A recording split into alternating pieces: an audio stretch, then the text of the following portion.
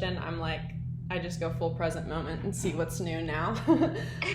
Because there's so many, like, the term embodiment and somatic are thrown around, tons of words are thrown around a lot, but I love, like, in the healing space, each, like, always coming back to, like, what does this mean to you now? Because it's always, like, a relationship. But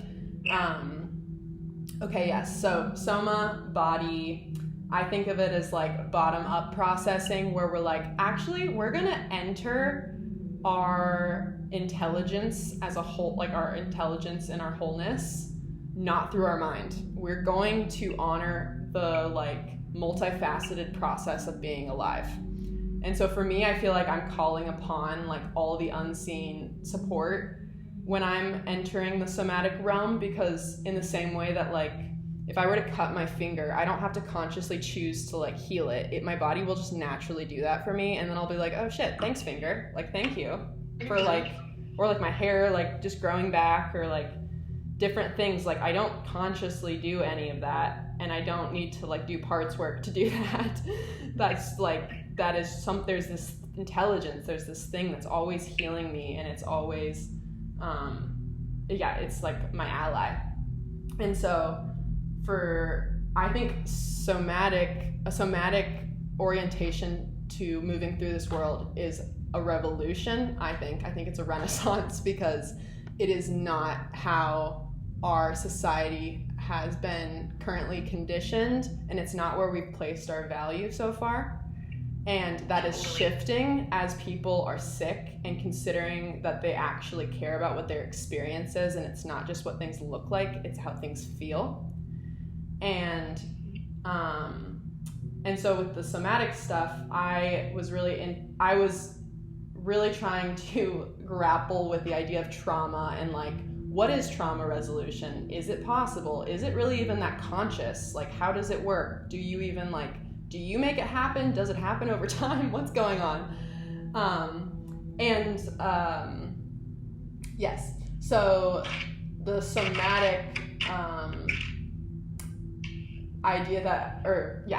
so within somatic experiencing, what I love is I think of it kind of as like an infinity symbol. It's like this reweaving, and they use the word titrating a lot, or like pendulating, and it's the idea of basically noticing your nervous system patterns, which easily can be like, you can be stuck on, it's like stuck on like high energy, or you can be stuck on off, which is where I have been at with my migraines. I'm stuck on shutdown, but it actually is tons of pent up fight, like high energy underneath that. And the pendulation infinity symbol is basically the idea of reweaving safety.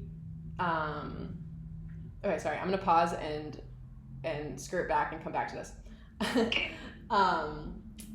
Let's see.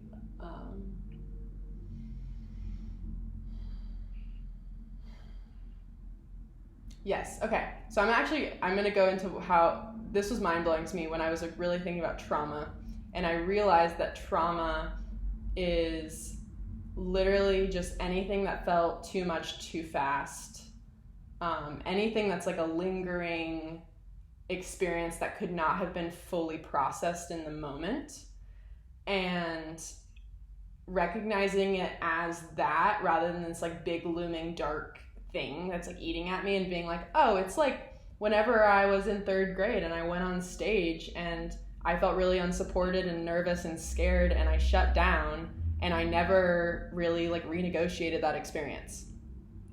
And now every time I go to public speak, I'm still the same 3rd grader having this thing, and until I renegotiate it, it will rule my life to some extent. And all of that stuff is available in the present moment. So if we're like in a somatic experiencing session, that's where I'm going to come back to the reweaving and the titration. It's like, oh, this actually gets to be very simple, because whatever is true is alive and it is present. And so we don't need to dig for the trauma. We don't need to like rush it. And there is an intelligence to like when I was in third grade, the part of me that shut down, like I genuinely thought it was unsafe to maybe sing or do the thing. And so my body like was protecting me in the way that thought it needed to survive, because I was so terrified of my third grade peers' stories about me. And now that I'm like, you know what, no matter how, like, whatever circles I'm running in, I will survive if I sing in front of them and they hear me. And it has, like, that's, like, not, I realize that consciously now, but that maybe that same energy still comes up. Like, when I'm in a somatic session and just being witnessed might bring up some of that. And so it might just be like, how are you being, how does it feel for me to be like watching you right now? And naturally, whatever stories or things I have, it'll come up in either sensation, image, a behavior will come out, like maybe I'll start twitching in some way or have a little like tick that will come up. So yeah, behavior, affect, which is like an emotion. There might be an emotion that doesn't have a story around it. And then almost always we have some kind of story meaning that comes up, which can be super helpful. And I think with Eric's class, it's really cool to like use the power of our meaning making and imagination and associations. I think that is a really beautiful tool to bring in. And that's not the whole story. There's also like all this subconscious intelligence that's just naturally going to show up outside of thoughts. And so yeah, the infinity and titrating is like, oh yeah, this gets to be easy. And what I'm doing is I'm just building my capacity to be with what was once overwhelming. And so if I'm ready to be with it, my body will show me. So in a session, I don't need to fully complete something, but even just like being able to tap into it just a little bit and then go to safety and like hold both at the same time and share that safety with that overwhelming experience. And if you're actually just present with it, those things start to like dissolve or spread out a little bit, or they get a little softer on the edge, or a new idea comes through, or like a new association where you're like, oh yeah, my grandma was actually at my performance in third grade and she was smiling at me. And actually I did sing and I was pretty proud of myself. I just forgot about that part. Or like, blah, blah, blah. Yeah, and so entering the somatic world has given me a really deep appreciation for slowing down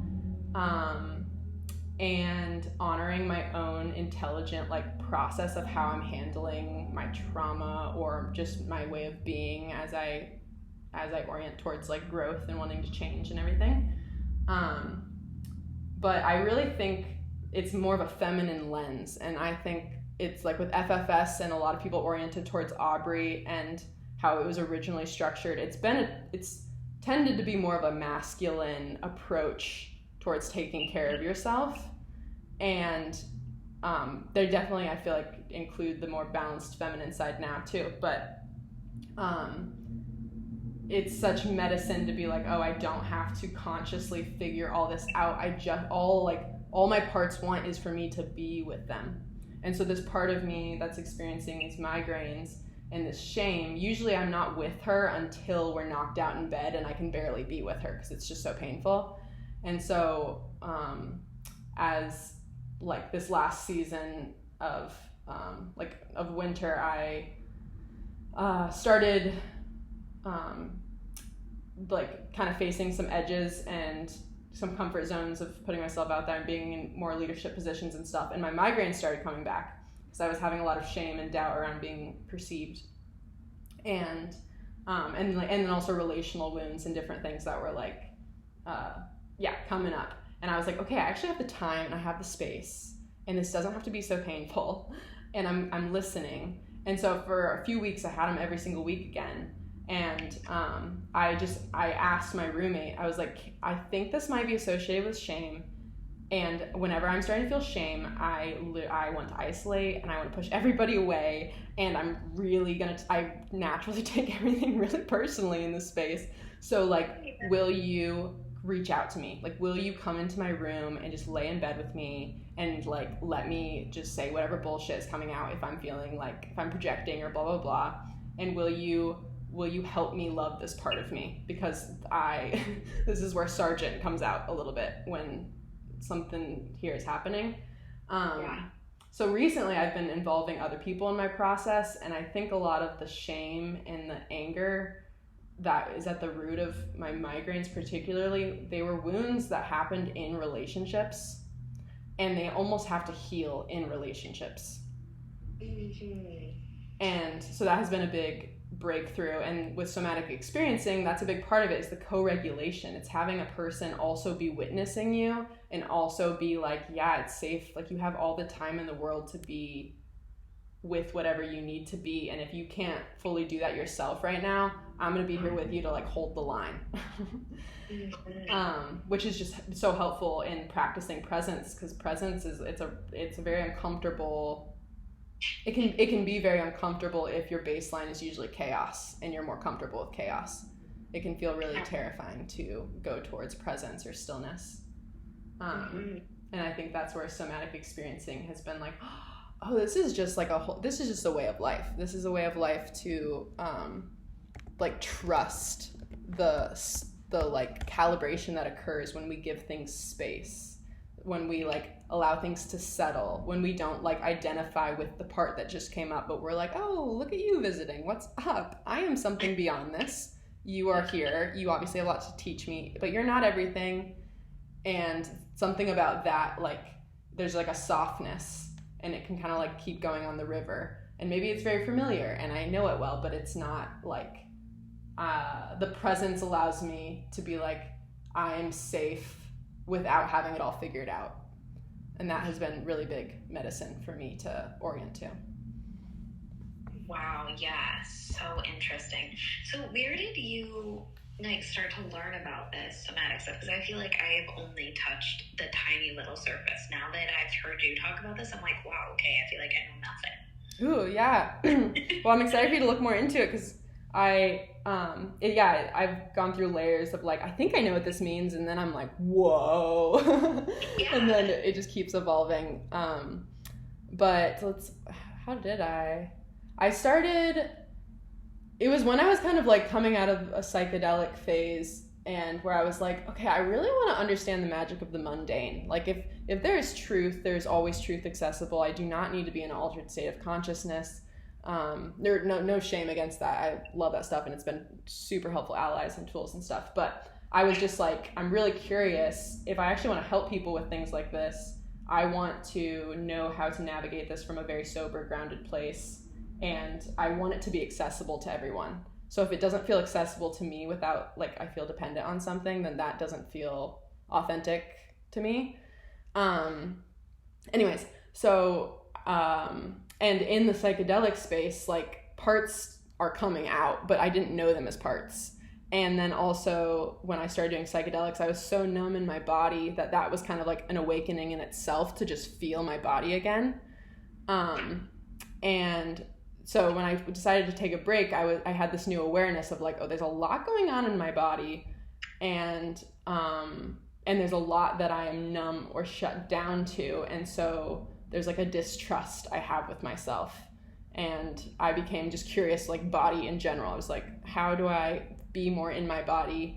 And at the time I was doing a lot of like journaling prompts around like I felt very disconnected from my authentic self, but I was like, what have I always wanted to do? Who do I want to be? It wasn't very clear, but I was like, I've always wanted to dance. And I feel like that is like, I feel so much. Oh. Hello. Oops, so sorry. I clicked the side button on my phone because I was sick of seeing notifications pop through, and it just hung up on you. So sorry about that. Where did I stop? I just kept going. I didn't realize what happened. I know. I'm trying to remember where you were at.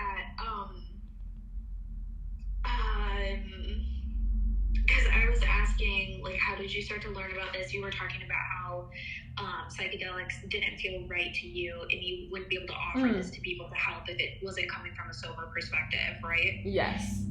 Yeah. And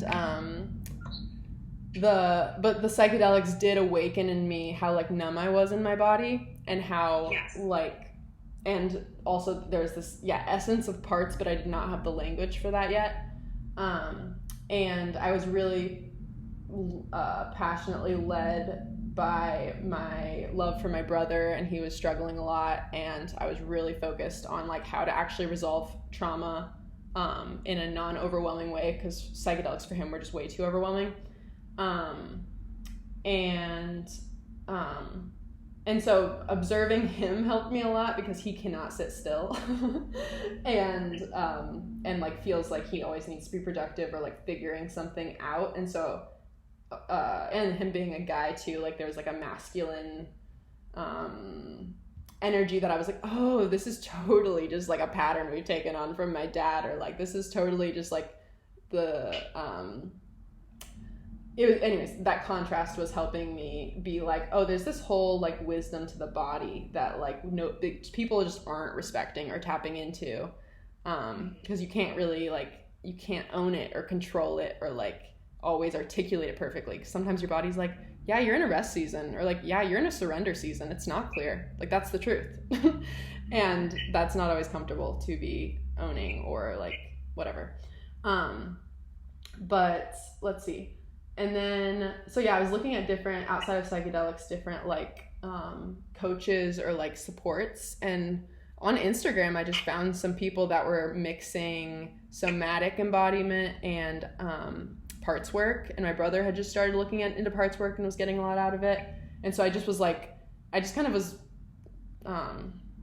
like, it just started kind of hitting a little bit, or like listening to Eric's podcasts, like he's changed a lot through the years. And I remember when he started like being like, oh, I'm supposed to feel. Oh, like, oh, okay. And I was kind of going through the same like, oh yeah, like I have to feel this.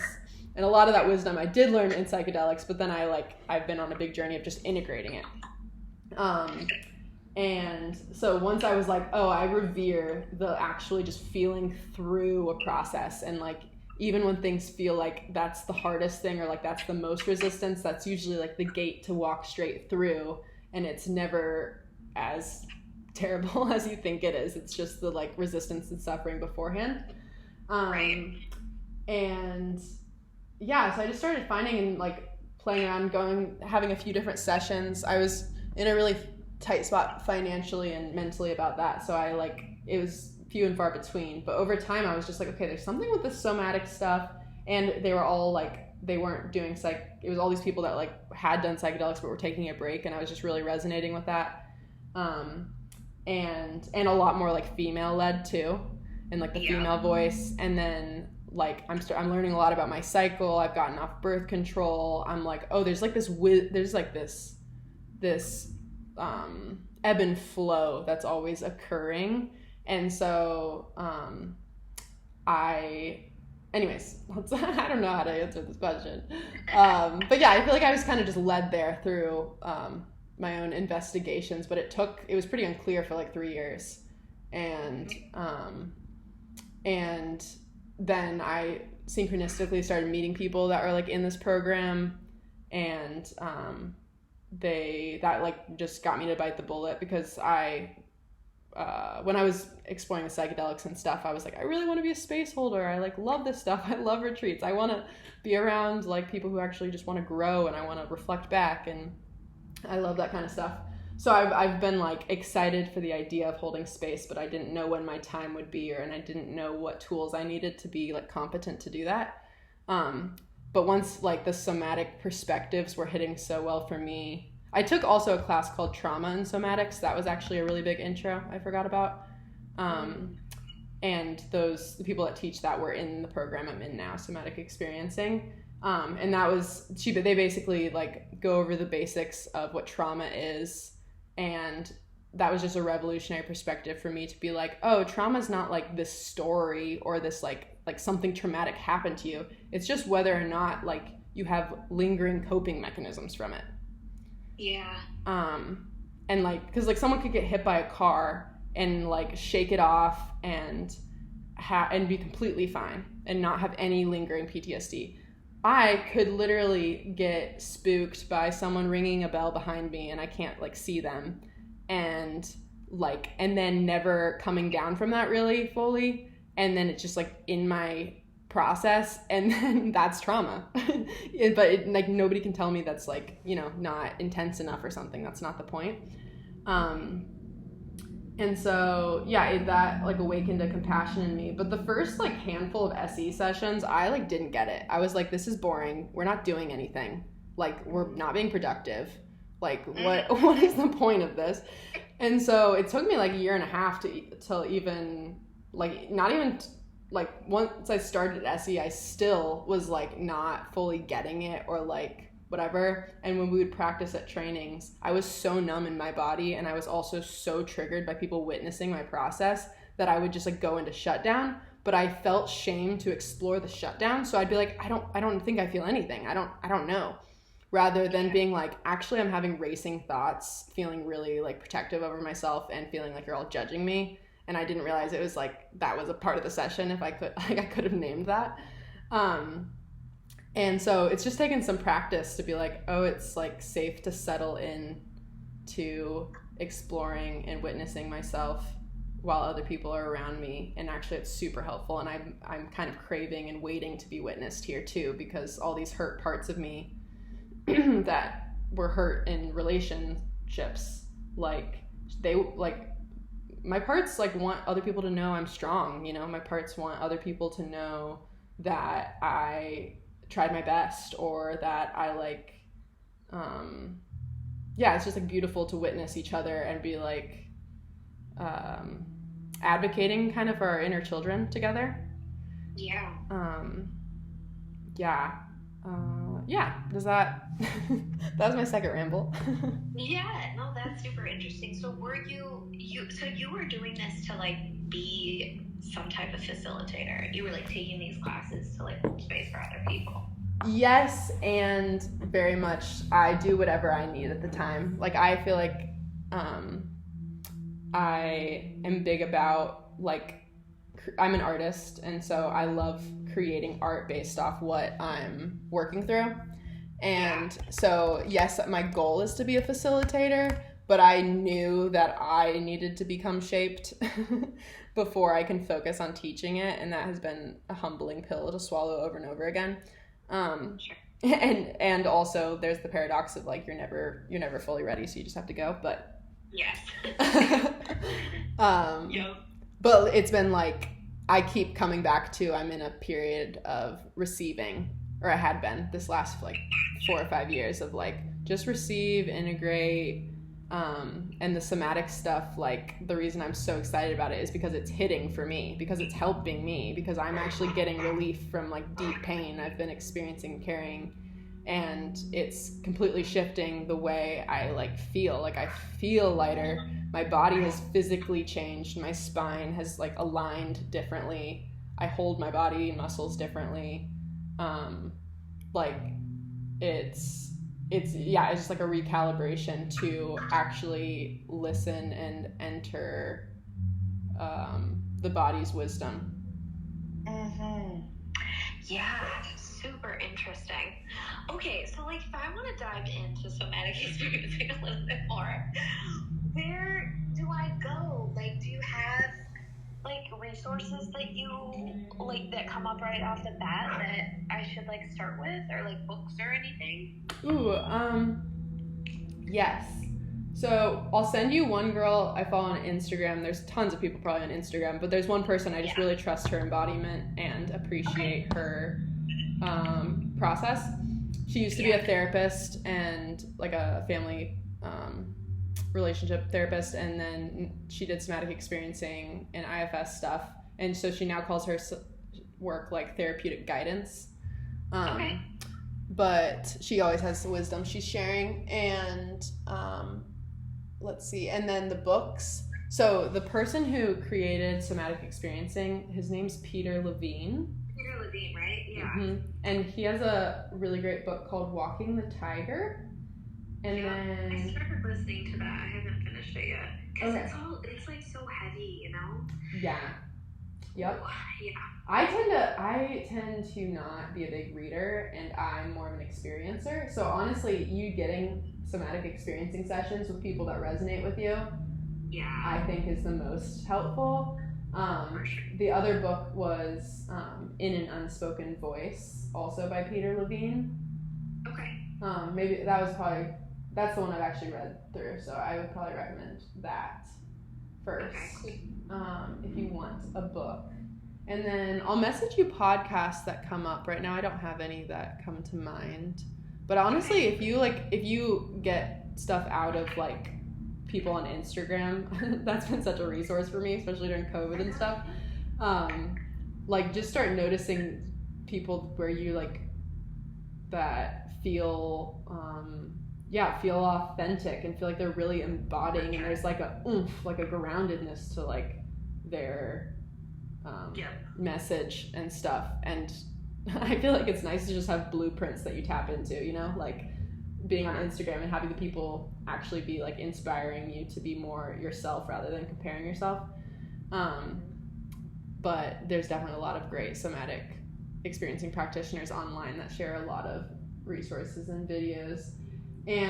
But I would also say, like, just in your free time, like, practice with orienting towards like safety and beauty. Like, do meditations that are fully just focusing, like going on a walk and like practice noticing what feels beautiful or what feels light and pleasurable, and just like noticing how much your body is willing to hold that. Like, does your body know pleasure? Does your body like go into guilt after it feels pleasure? And I just feel like focusing on safety and resources is so transformative. And there's this idea that like I used to have of healing has to be hard, or I have to earn it, or I have to like work hard to get big results. And that's just such a lie I've told myself. Especially I feel like as a woman too, like there's like my magic is not enforcing things.